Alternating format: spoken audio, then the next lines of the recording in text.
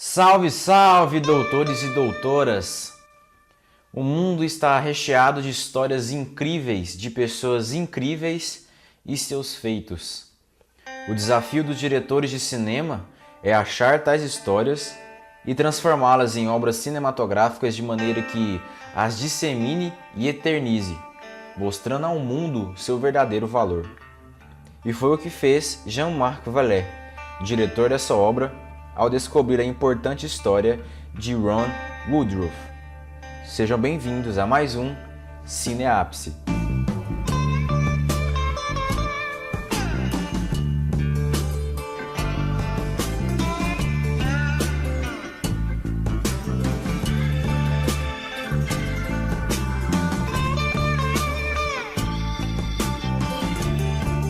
Dirigido por Vallée, Clube de Compras Dallas é um filme mais de interpretação do que direção.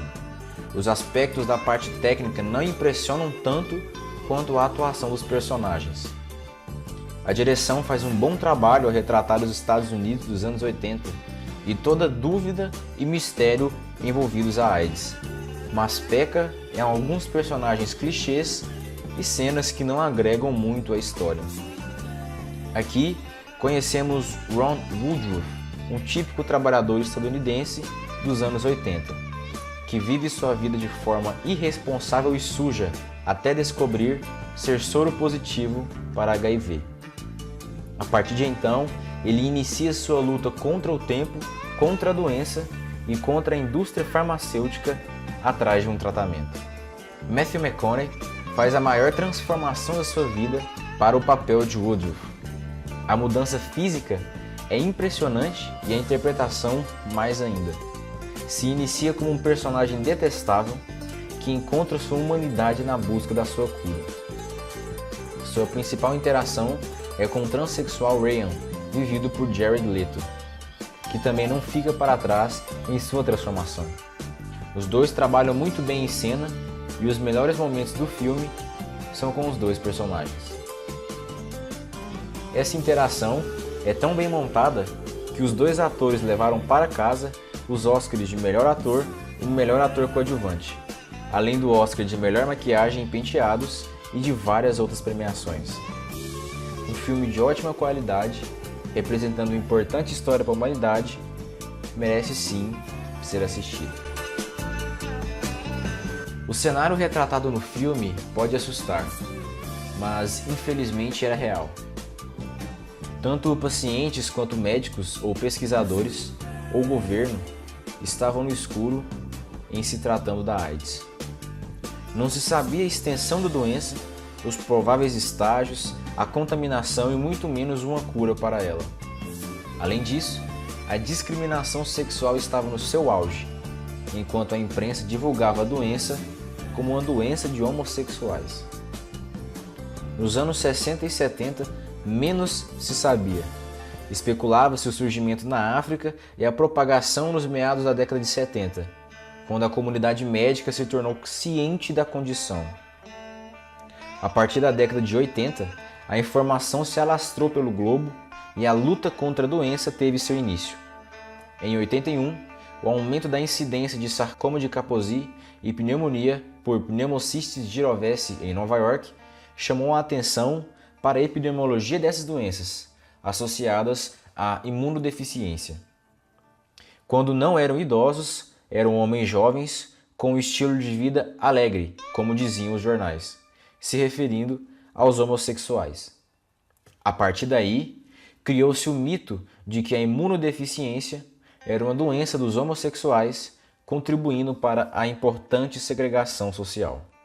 Ainda esse ano, surgiram especulações a respeito da transmissão pela via sanguínea, no compartilhamento de seringas de drogas injetáveis, contribuindo um pouco para a desmistificação da doença. Em 82, vários nomes surgiram para a condição, quando finalmente em julho foi nomeada internacionalmente como AIDS. Ainda em 83, especulações surgiram sobre possíveis mulheres contaminadas, corroborando para o fato de ser uma doença sexualmente transmissível. Nos próximos anos, tal teoria foi comprovada, inclusive com casos de transmissão pelo leite materno.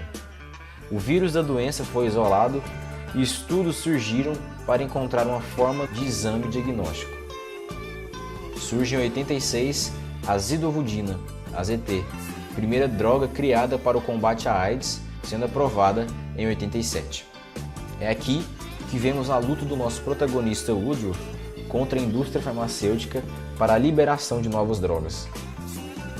Nos anos que se seguem, vemos uma crescente luta social pela conscientização da população, com a criação de campanhas e grupos que ajudassem a explicar a transmissão e curso da doença. No Brasil, o surgimento foi quase que simultâneo. O primeiro caso de AIDS foi apresentado no Congresso Brasileiro de Dermatologia, em janeiro de 1983, pela doutora Valéria Petri, na época professora adjunta de dermatologia na Escola Paulista de Medicina. Caso de um paciente que atendeu no ano anterior.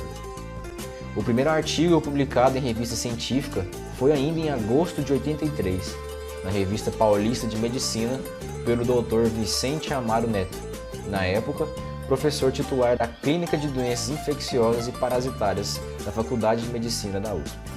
A diferença entre os dois casos era que o paciente da doutora Valéria tinha feito uma viagem recente aos Estados Unidos, enquanto o do Dr. Vicente era um caso autóctone no Brasil.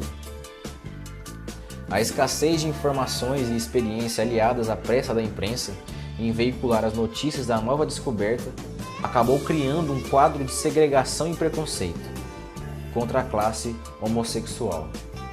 Por vezes, veiculada como doença do homossexual ou peste gay ou ainda praga gay, a AIDS chegava aos olhos e ouvidos leigos de forma erroneamente estruturada. A posição dos homossexuais diante da AIDS se caracterizava então por um duplo discurso. A doença é nossa, nos homossexuais, com nossa vivência, com nossa experiência, é que temos que nos organizar para vencer a doença. E a doença é contra nós. O vírus foi criado para acabar com os homossexuais. A doença vai servir de pretexto para que haja mais condenação dos homossexuais. No Brasil, o que prevaleceu foi a atitude dos primeiros ativistas. Desde o início, perceberam que, para evitar uma onda moralista, deveriam atuar junto aos profissionais de saúde e participar da construção do discurso social sobre a AIDS. Mostrar a cultura do mundo homossexual com naturalidade, de maneira a barrar qualquer tentativa de moralização dos valores sexuais, e atuar como voluntários nas ações de informação e prevenção nos locais de frequência gay, foi o caminho escolhido. O perfil social das pessoas que procuraram a Secretaria de Saúde teve sua importância. Elas constituíam a nata da comunidade homossexual. Eram pessoas de talento e bem-sucedidas em diversas áreas, que se dispuseram a colocar o seu prestígio a serviço da comunidade. Por suas projeções sociais, foram capazes de pressionar os órgãos governamentais de saúde a agir contra a doença.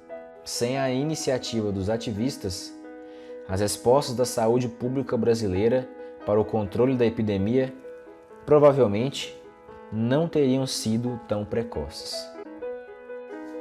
E então, se você ficou inspirado com a história de Ron Woodruff, deixe aqui seu like. Nos comentários, críticas e sugestões de novos filmes e séries sobre medicina. Se inscreva no canal e compartilhe com os amigos para mais cineápses.